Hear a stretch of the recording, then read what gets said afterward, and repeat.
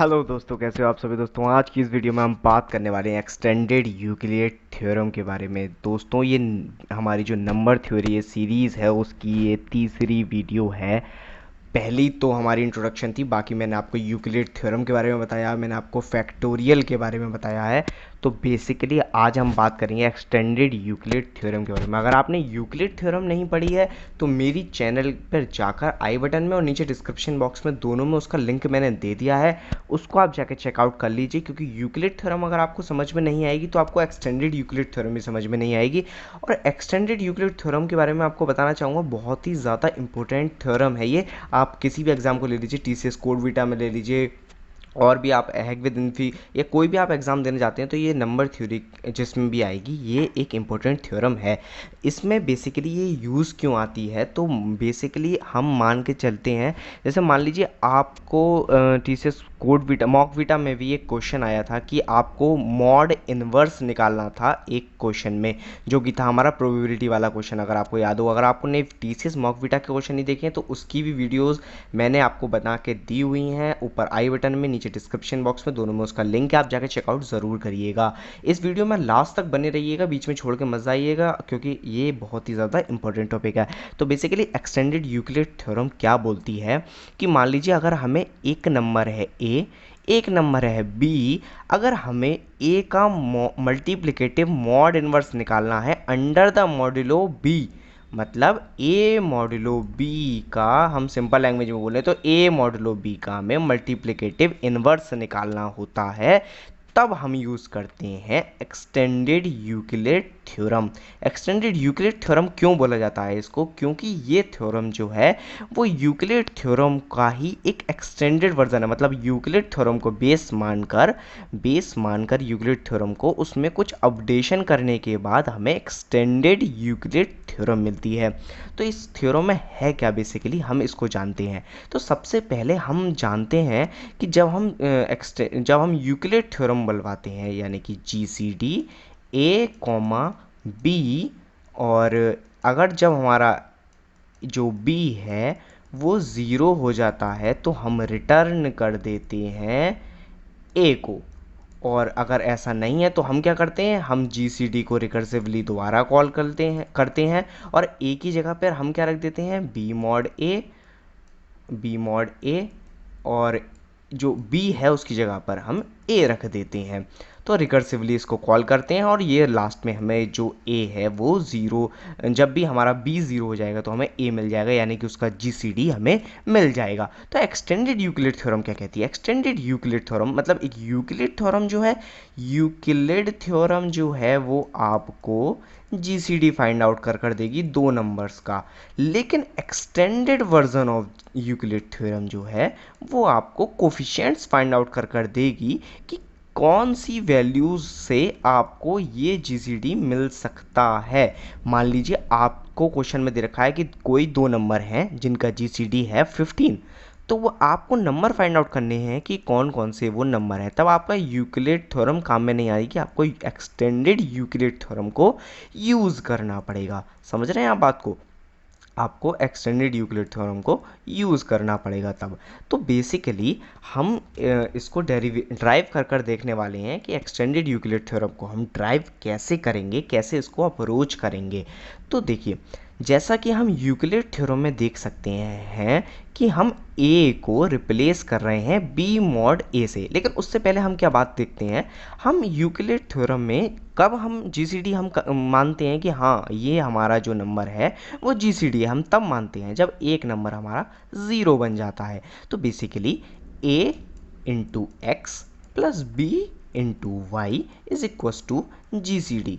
अब ये जीसीडी कब होगा, जब हमारा b ज़ीरो हो जाएगा, यानी कि a जो है वो हमारा जीसीडी हो जाएगा। तो हमारा जीसीडी को हम मान लेते हैं g, a हमारा x जो है कोफिशिएंट उसको हम 1 मानेंगे, और जो हमारा b है वो हमारा जो है वो 1 होगा एज इट इज़, और ये हमारा जो y हो जाएगा वो हमारा 0 हो जाएगा, क्योंकि आप b को हमारा 0 मान लेते हैं, y को जो है हम 1 मान लेते हैं या हम 0 मान लेते हैं, हम कुछ भी कोफिशिएंट मान सकते हैं। ये जो हैं हमारे कोफिशिएंट्स हैं जीसीडी फाइंड आउट करने के लिए, ठीक है। तो वो हमारा जी के इक्वल हो जाएगा। अब हम यहाँ से क्या कर सकते हैं, हमारा कोऑर्डिनेट हमें मिल गया, एक्स कॉमा वाई जो हमारा कोऑर्डिनेट है वो हो जाएगा 1,0। ठीक है, ये हमारा जो हमें कोफिशिएंट्स मिल गए जीसीडी के। अब हम क्या कर रहे हैं, हम इसको अगर सिंप्लीफाइड वर्जन में इसको डिराइव करने के उससे देखें तो a into X plus B into Y is equals to G. GCD को मैं यहाँ पर जी ले रहा हूँ। ठीक है, अब हम a को किससे रिप्लेस कर रहे हैं, हम यूक्लिड थ्योरम को बेस मान के करेंगे ना इसको, तो हम a को रिप्लेस कर रहे हैं b मॉड a से, यानी कि b मॉड a से हम इसको रिप्लेस कर देंगे और यहाँ पर x आ जाएगा। अब हम b को किससे रिप्लेस कर रहे हैं, हम b को कर रहे हैं a से रिप्लेस, तो यहाँ पर a into Y is equals to g आ जाएगा। अब हम एक फॉर्मूला यहाँ पर अप्रोच देखते हैं कि देखिए, इसको मैं यहाँ पर एक बॉक्स में लिख देता हूँ ताकि आप कंफ्यूज ना हो। मतलब ये बॉक्स जो है वो रफ है और जो हम कंटिन्यू करने वाले हैं डेरिवेशन वो यहाँ से नीचे करेंगे ब्लू मार्कर से। ठीक है, तो मान लीजिए हम किसी बी मॉड ए है तो हम उसको लिख क्या सकते हैं, सॉरी हम उसको लिख क्या सकते हैं, बी मॉड ए जो है हम उसको क्या लिख सकते हैं, हम उसको लिख सकते हैं b minus floor of B divided by a floor close into a. इसको हम ये लिख सकते हैं। इसको मैं आपको वेरीफाई भी करके दिखा देता हूँ। या मान लीजिए b की वैल्यू है 3 और मॉड और जो हमारी a की वैल्यू है वो है 2, तो हम क्या करेंगे 3 माइनस जो फ्लोर है 3 डिवाइडेड बाई 2 फ्लोर बंद और a की वैल्यू है हमारी 2, तो 3 माइनस, पहले तो इसको हम डिवाइड करेंगे तो आएगा 1.5, 1.5 आएगा, उसकी फ्लोर वैल्यू क्या होगी 1 इंटू 2, तो 2, 3 minus 1 into 2 that will be equal to nothing but 3, वो सॉरी 1। ठीक है 1 और 3 मॉड बाई 2 क्या आता है 1, तो हमारा वेरीफाई हो गया। तो मतलब हम b मॉड a को आप किसी और भी डिजिट पे चेक कर सकते हैं, हम इसमें सब्स्टिट्यूट कर सकते हैं। तो हम वही करने वाले हैं क्योंकि हम यहाँ पर मैथमेटिकली इक्वेशन सॉल्व करना चाह रहे हैं, ना कि हम ऐसा कोई ऑपरेशन रखना चाह रहे हैं। तो हम इसकी जगह पर ये पुट कर देंगे। तो हम अपने ब्लू मार्कर पर वापस आ जाते हैं, हम लिख देंगे b minus floor of b divided by a into a और इसकी होल की मल्टीप्लाई हम करेंगे x से, x प्लस हम यहाँ पर लिखेंगे a into Y is equal to nothing but g। ठीक है, अब देखिए इस इक्वेशन के बाद हमें क्या करना है, हमें बेसिकली हमारा जो एम है वो a और b के कोफिशिएंट्स फाइंड आउट करना है, यानी कि x और y की वैल्यूज़ फाइंड आउट करनी है। हमें यही तो करना है ना, क्योंकि हमें यहाँ पर ये देखना है कौन से दो नंबर मिलकर ये जीसीडी बनाते हैं। अगर आप मॉड इनवर्स लेंगे तो उसका भी मैं आपको बताऊंगा, वीडियो को लास्ट तक ज़रूर देखिएगा। अब कुछ लोग होते हैं बीच में छोड़ देते हैं फिर उन्हें समझ में नहीं आता, तो वीडियो को लास्ट तक ज़रूर देखिएगा। तो बेसिकली हम कोफिशिएंट फाइंड आउट करेंगे ए और बी के, तो वो कैसे कर सकते हैं, हम बी को एक तरफ ले लेंगे, हम एक और ए को एक तरफ ले लेंगे, तो ए के अंदर जो कॉमन आने वाले हैं वो क्या आएंगे वाई प्लस एक्स की मल्टीप्लाई ए से हो रही है ना, तो एक्स और इसके साथ क्या आने वाला है, इसके साथ आएगा हमारा floor of B divided by a और इनटू ए तो है ही, उसके बाद हमारा जो है बी के साथ क्या आएगा, बी के साथ प्लस बी के साथ हमारा आएगा एक्स और सिर्फ x इक्वल्स टू जी, और b के साथ हमारा और कुछ तो आ नहीं रहा है। तो उसके बाद हम क्या करेंगे, उसके बाद क्योंकि हम इसको अपना वैल्यू में नहीं ले सकते, आप कुछ लोग सोच रहे होंगे कि हमने इसको वैल्यू में क्यों नहीं लिया, तो इसको हम वैल्यू में नहीं ले सकते। क्यों नहीं ले सकते, क्योंकि ये हमारा फंक्शन इंडिपेंडेंट है किसी भी चीज़ के, क्योंकि हम फ्लोर वैल्यू को ले रहे हैं ना कि हम कोई एग्जैक्ट वैल्यू को ले रहे हैं। अगर हम एग्जैक्ट वैल्यू को ले रहे होते, सॉरी, तो हम एग्जैक्ट वैल्यू को अगर हम ले रहे होते तो हम जो है वो यूज़ करते हमारा सिंपल ए से ए कैंसिल आउट कर और हम बी में दे देते, लेकिन हम एग्जैक्ट नहीं, हम फ्लोर वैल्यूज़ को ले रहे हैं। ठीक है, तो ये हो गया हमारा इक्वेशन। अब हमारा जो कोफिशिएंट्स है, जो हमारा एक्स का ए का कोफिशिएंट है वो हमारा आएगा Y plus floor of B divided by A and B का जो कोफिशिएंट आएगा वो हमारा आएगा एक्स। ठीक है, तो ये हमारे कोफिशिएंट्स आ गए हैं। ठीक है, हमारे कोफिशिएंट आ गए हैं। अब बेसिकली हम क्या कर सकते हैं, अगर हमसे कोई पूछता है कि a मॉडलो b का कोफिशिएंट मल्टीप्लिकेटिव इन्वर्स क्या होगा, तो वो होगा ये, एंड जो ए बी मॉड ए का जो कोफिशिएंट होगा, मल्टीप्लिकेटिव इन्वर्स होगा, वो होगा ये। ठीक है, इस तरीके से हम इसको निकाल लेंगे। अब वो डायरेक्ट तो नहीं पूछेगा आपसे ए मॉड बी का मल्टीप्लिकेटिव इन्वर्स क्या होगा, वो आपसे पूछेगा कि हमारा जो है वो ए का मल्टीप्लिकेटिव इन्वर्स बताओ under the modulo of B, B का मल्टीप्लिकेटिव इन्वर्स बताओ under the modulo of A. तो वो आपका इस तरीके से कोफिशिएंट फॉर्मूले से निकल जाएगा। अब इसको प्रोग्राम में कन्वर्ट करते हैं और हम देखते हैं कि ये प्रोग्राम में कन्वर्ट क्या होगा। डेरिवेशन तो आपको समझ में आ गया होगा, अगर हम प्रोग्राम में इसको कन्वर्ट करें तो ये कैसे बनने वाला है। देखिए, प्रोग्राम की तरफ अगर हम बढ़ें तो हमने एक फंक्शन ले लिया GCD एक्सटेंडेड, उसमें 4 पैरामीटर पास करें, ए बी एक्स और वाई। ठीक है, हमारे कोफिशिएंट्स और हमारा जो एक्चुअल वैल्यूज़ हैं। अब हमने वही GCD वाला प्रोग्राम के अकॉर्डिंग हमने जो, मैं आपको दूसरे मार्कर से समझाता हूँ ताकि आपको क्लियर समझ में आए। तो हमने GCD वाला जो प्रोग्राम था उसके बेसिस पर हमने ये कंडीशन ले ली कि अगर हमारा ए जो है, हमने बी लिया था और इन्होंने ए ले लिया। मैंने आपको पहले भी बताया था GCD जो मैंने यूक्लिड थ्योरम जो बताया था उसमें मैंने बताया था आप दोनों में से कोई सा भी ले सकते हैं, दोनों पे सही वर्क कर जाएगा। तो हम क्या करेंगे, हम जब भी हमारा ए 0 हो जाएगा तो हम x को 0 कर देंगे और y को 1 कर देंगे, जो हमने एक्चुअली में यहाँ पर किया था। मैंने ऊपर आपको कर दिखाया था कि हमारा जब 0 हो जाएगा a और जो हमारा b जो है वो 1 हो जाएगा, तब हम अपना g को जो a का जो कोफिशिएंट है उसको 1 कर देंगे और b का कोफिशिएंट 0 कर देंगे, तो 1,0 बन जाएगा। ठीक है, तो बस यही हमने काम करा था यहाँ पर इसको। ठीक है, यही मैंने काम करा था। तो जब हमारा ये हो जाएगा और हम b को रिटर्न कर देंगे, मतलब a 0 हो जाएगा तो हम b को रिटर्न कर देंगे, तो ये रिटर्न वाला क्या बताएगा हमें, रिटर्न वाला बताएगा हमें GCD उसका। तो हम x1 और y1 को एक दूसरे वेरिएबल ले लेते हैं, क्योंकि x और y तो एक्चुअली ओरिजिनली हमें दिए हुए हैं। तो x1 और y1 हम दो वेरिएबल्स लेंगे जिसमें हम रिजल्ट स्टोर कराएंगे रिकर्सिव कॉल्स का। तो जो ये हमारे डेरिवेशन मैंने आपको बताया, तो हर एक स्टेप पर जो जो वैल्यूज़ आएंगी कोफिशिएंट्स की, उनको हम स्टोर करेंगे x1 और y1 में। हर कोफिशिएंट को हम स्टोर करते चलेंगे। उसके बाद क्या होगा, उसके बाद हम जो है अपना GCD फंक्शन में ये GCD एक्सटेंडेड को रिकर्सिवली कॉल करेंगे। और हम जैसा करते हैं कि a को हम रिप्लेस कर देंगे b मॉड बाई a से और b को रिप्लेस कर देंगे a से, तो हमारा GCD एक्सटेंडेड दोबारा आ जाएगा और हमें यहाँ पे GCD की वैल्यू मिल जाएगी। अब हमें स्टोर भी तो करना है ना इन वैल्यूज़ को, तो हम क्या करेंगे, x कोफिशिएंट जो a का कोफिशिएंट है x, उसको हम y1 minus B divided by a into x1 कर देंगे, जो कि मैंने आपको डेरिवेशंस के थ्रू यहाँ पर बता दिया था। यहाँ पर मैंने कुछ x1 नहीं लिया है, जैसे इन्होंने यहाँ पर x1 लिया है, क्योंकि x1 इन्होंने इनिशियली 1 माना था, अगली कोफिशिएंट में ये x1 कुछ और हो जाएगा। तो मैंने आपको सिंपली डेरिवेशन के लिए x1 को 1 मान लिया था, इसलिए मैंने यहाँ पर नहीं उसको इंक्लूड करा। आप चाहें तो यहाँ पर x1 इंक्लूड कर सकते हैं, यहाँ पर x1 कर सकते हैं। ठीक है, और y जो है वो x1 हो जाएगा। और जब हमारा सारे वैल्यूज़ को जब हम रिकर्सिवली कॉल करेंगे तो हम x1 और y1 पे कॉल करेंगे, मतलब जो हमारे न्यू अपडेटेड जो हमारे कोफिशिएंट्स आए हैं, ना कि हम प्रीवियस x और y पे करेंगे। तो जैसे ही हमारा नए वैल्यूज़ आएंगे हम उनको x कर देंगे, फिर x और y हमारे अपडेट होते चले जाएंगे और हम उनको ऐसे ही करते रहेंगे। और हम यहाँ पर GCD को रिटर्न तो कर ही रहे हैं। ठीक है, तो ये हमारा एक्सटेंडेड वर्जन है ऑफ GCD।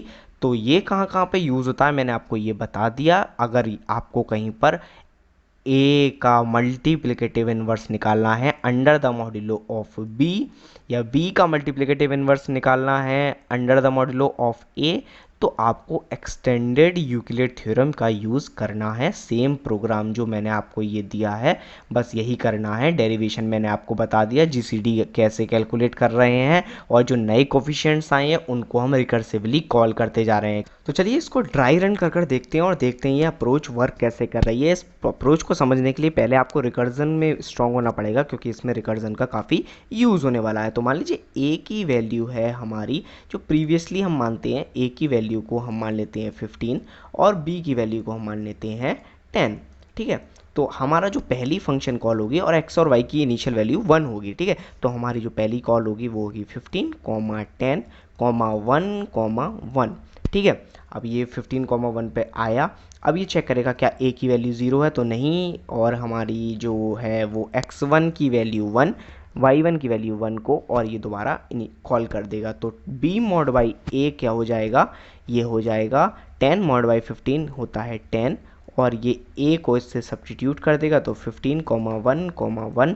अगेन रिकर्जन होगा। यूक्लिड थ्योरम मैंने आपको समझा रखी है, तो आपको टेंशन लेने की इतनी कुछ ज़रूरत नहीं है अगर आपको समझ में आ गई थी वो। तो 15 मॉड बाई 10 होगा 5, 10, 1, उसके बाद ये होगा 0, 5, 1, 1। अब हमारी कंडीशन हमें मिल गई है।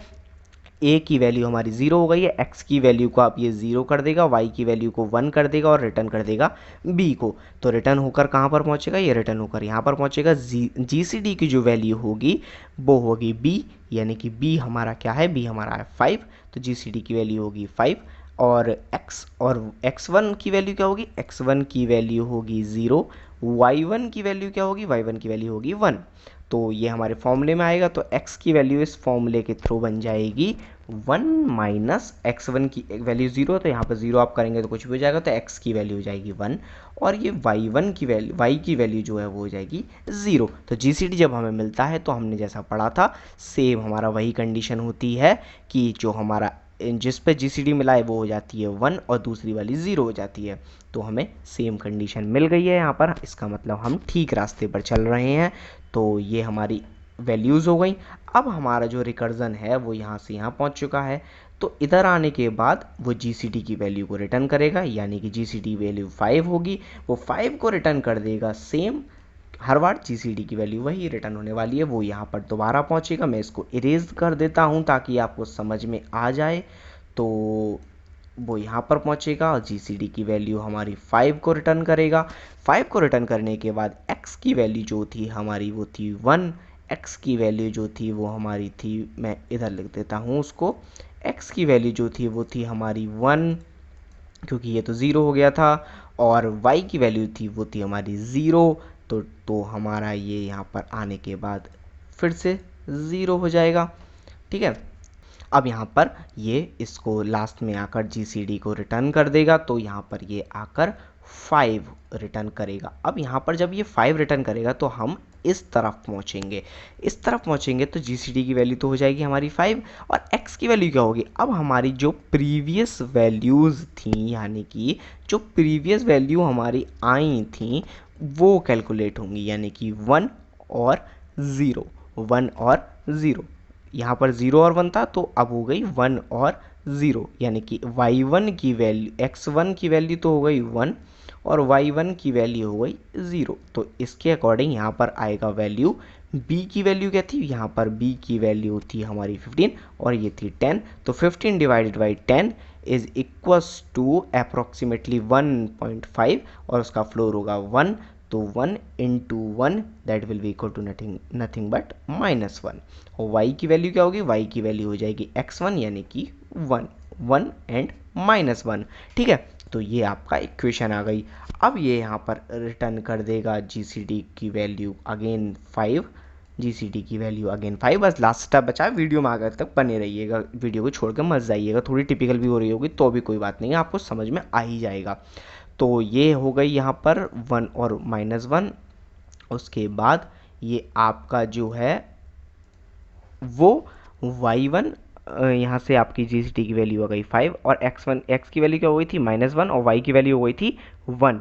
तो ये जब अगली बार आएगा तो x1 की वैल्यू हो जाएगी हमारी -1 और y1 की वैल्यू हो जाएगी हमारी 1। ये आप देख सकते हैं यहाँ पर कोफिशिएंट्स जो हैं वो चेंज हो रहे हैं, तो बस यही हमारा जो है वो हमें मल्टीप्लिकेटिव इन्वर्स भी दे ही देगा। तो ये हमारी हो गई चेंज। तो 1 माइनस b की वैल्यू क्या है 10 और a की वैल्यू है 15। तो जो b की वैल्यू है वो छोटी है और 15 बड़ी है, तो यहाँ पर हमारा ऑब्वियस बात है 0 आने वाला है। तो यहाँ पर 0 है और 1 की यहाँ पर, तो x1 की वैल्यू जो हो जाएगी वो हो जाएगी हमारी नथिंग बट 1, और y1 की वैल्यू, y की जो वैल्यू है वो हो जाएगी 1। तो 1 एंड 1 हम इनिशियल स्टेज पर पहुंच गए हैं दोस्तों। बस यही है और हमारा यहाँ पर GCD रिटर्न कर देगा।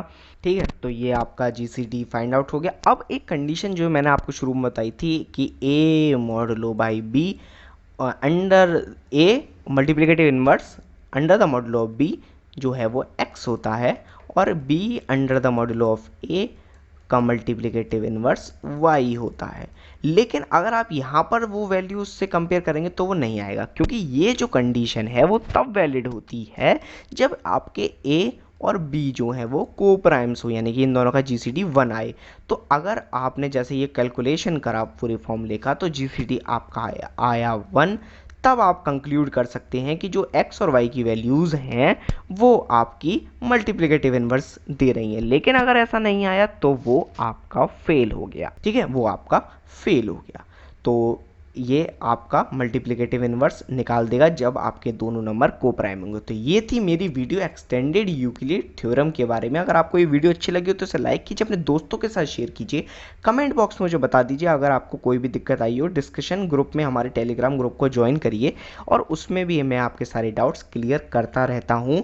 अगर आपको ये वीडियो अच्छी लगी हो, मेरा कंटेंट अच्छा लग रहा हो, तो मेरे चैनल को भी सब्सक्राइब कर दीजिए, अपने दोस्तों के साथ उसे शेयर कीजिए और मिलते हैं आपसे अगली वीडियो में। तब तक के लिए गुड बाय।